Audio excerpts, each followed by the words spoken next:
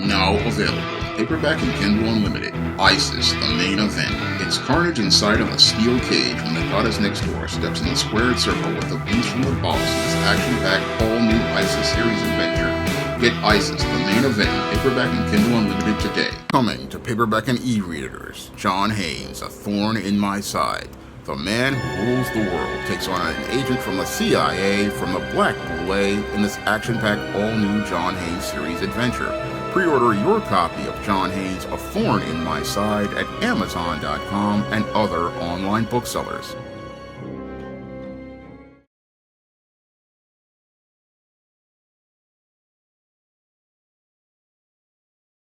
Before I get into this review of Vampirella, Black, White, and Blood, I wanted to give everyone an update on the SJS Direct 2025 catalog. Now, the SJS Direct 2025 catalog is going to kick off on March 21st, and I just got the first book of the SJS Direct 2025 catalog, John Haynes' A Thorn in My Side, from the printer, and the whole book looks absolutely great. And now that I've gone around and done some final edits, it's basically ready for sale on Amazon.com and all the other online booksellers, and you'll be able to pick up your copy of John Haynes' A Thorn in My Side on March 21st in paperback and digital format. Now, I'm following that up with Esteemed Season of the Witch Girl, and I just got the cover art back from Bill Walko last week, and it looks absolutely fantastic, and I can't wait to share this sequel or follow-up to Esteemed the Witches of Eastland with you on April 25th. And on April 25th, I'll be launching that next Esteemed series book, Esteemed Season of the Witch Girl, where the aspiring angel takes on this wicked teenage witch in this follow-up to the Esteemed Witches of Eastland. And if you want to pick that book up, it's available on Amazon.com right now, and get caught up on that story before Season of the Witch Girl comes out.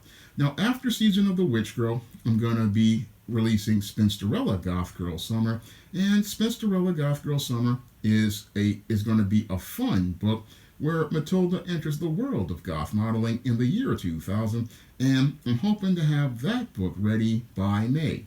Now, when it comes to the ISIS series book, there's no ISIS series book this year so far because I haven't had a good idea for a story, and now I'm running some ideas for a story.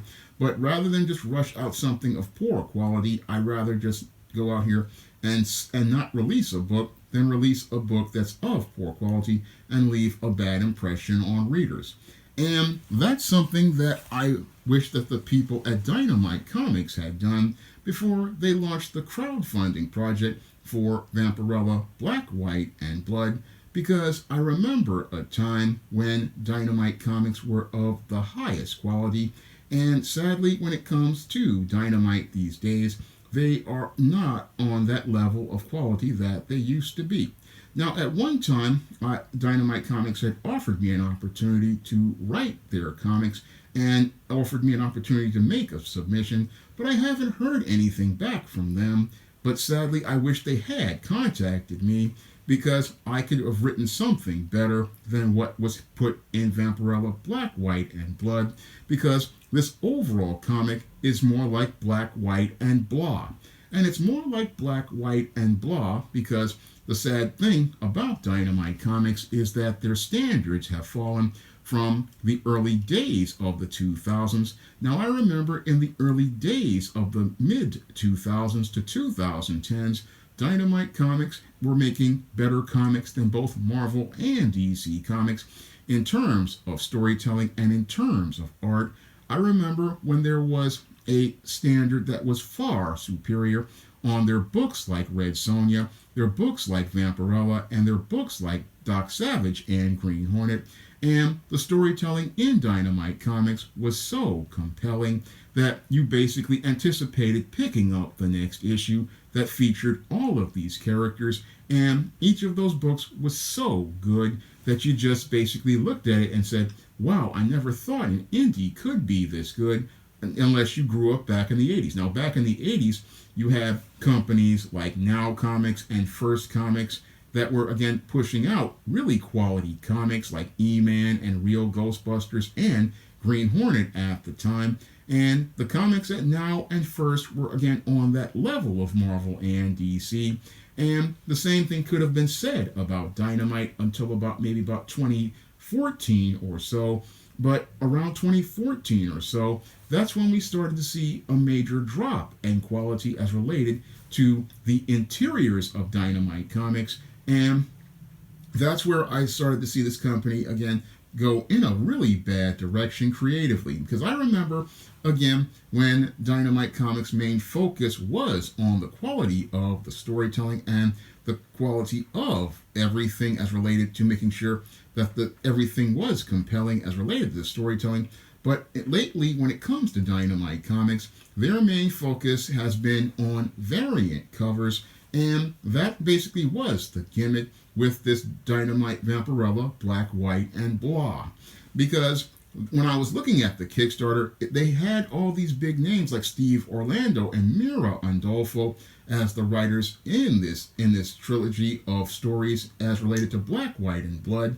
Unfortunately, these writers really are not the center focus of selling this comic on crowdfunding.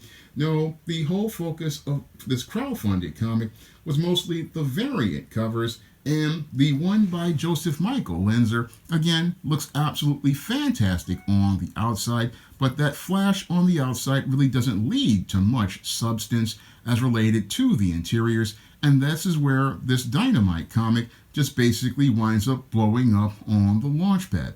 And it winds up blowing up on the launch pad because the big problem with Vampirella Black, White, and Blah are that these horror stories are nothing but blah. They're basically bland, generic, and uninspired, just like a lot of modern Dynamite comics, which are more focused on, these days, not creating quality stories, but just pushing stuff out as related to licensed properties like Disney's Gargoyles and Darkwing Duck. But sadly, those books don't have as much heart, even though they've got guys like Ray Weissman writing the books. The interiors are so blah because Dynamite's standards for art have fallen completely off. I mean, I remember when Dynamite had some really strong artists to go along with strong storytellers, but these days when you look at a book like Black, White, and Blah, the art is just blah and blah because this art really, again, when you look at it inside, it just basically doesn't really, again, really grab you at all. And again, just feels really uninspired and mid. I mean, this first story is absolutely mid as related to the art. And I'm not going to, again, give away too much of everything. But, again, a lot of the art here is just meh. I mean, it's not really special. And all these stories, whether they be by Tim Seeley, Mira Andolfo, or Steve Orlando, really are not that horrifying or give you a good payoff. No, it just feels so meh and feels so blah. And again, nothing really exciting here. And this book that was crowdfunded basically feels more like a cash grab than an opportunity to go out here and tell a great story.